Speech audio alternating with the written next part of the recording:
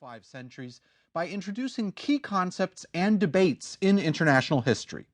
We'll seek, first of all, definitions for very important terms in the debate, concepts such as power, what makes up power, concepts like the reason of state, as well as a crucial term that we'll come back to again and again, the balance of power. Next, we will present important debates which will later recur in historically specific situations. Debates concerning whether states are driven by a primacy of foreign policy in their behavior or a primacy of domestic policy.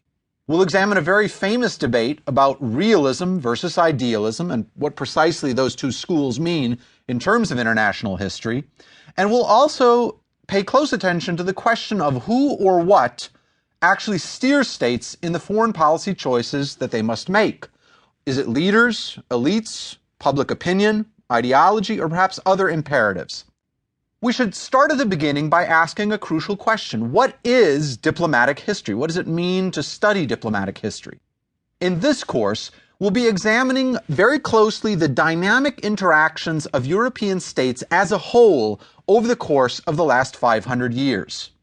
Although Europe is indeed the smallest continent after Australia, it nonetheless, even as a compact landmass, has been the site of intense competition, tremendous innovation, diversity, and challenge over the modern period.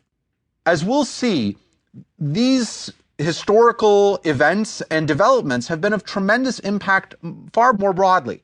Aspects of the European state system and the interaction of states have spread worldwide, so successfully, in fact, as to finally remove Europe from its earlier centrality. In some sense, the story we'll be pursuing here is definitely one of expansion. Diplomatic history as an area of study, as a subfield of history, is one of the oldest varieties of historical analysis. And indeed, it's sometimes traced back all the way to Thucydides and the vision that he offered of Greek state interaction and politics. Diplomatic history offers a tremendously powerful intellectual tool to understand how states relate to one another.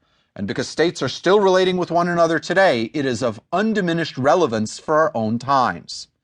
The origins of the word are interesting in and of themselves. The word diplomacy comes from the Greek word diploma, meaning something folded in two. Well familiar to college students who are seeking that diploma. What the very term at the core of the word diplomacy then suggests is a linkage to documented agreements and the texts of negotiations that allow us to use such historical sources to zero in on the dynamics of the use of power and the interaction of states.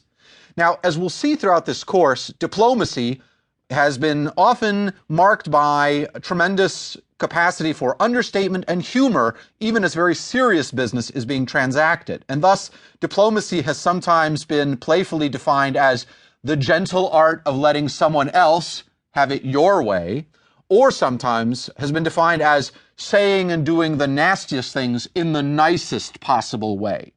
A far more academically neutral and precise definition has been offered by the eminent diplomatic historian René Albrecht Carrier, who defined diplomacy as, quote, the management of the relations among sovereign entities through negotiations conducted by the appropriate agents, end quote.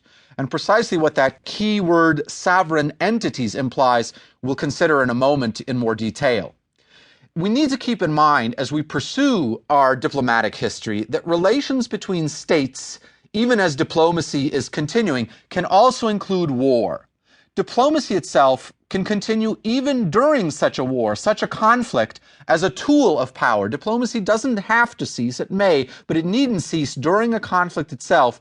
Our course, thus, will examine Europe's diplomatic history in all of its multiple dimensions: the making of war, the making of peace, as well as the exercise of power in its different forms. Before we proceed to a closer examination of some crucial debates and definitions, I'd like to register 3 caveats to keep in mind throughout our exploration. We will be examining in this course not only professional diplomats, that's to say people in the specific offices or posts of ambassadors, negotiators, we'll also examine the political leaders who set diplomacy and direct policy in the relations between states as well.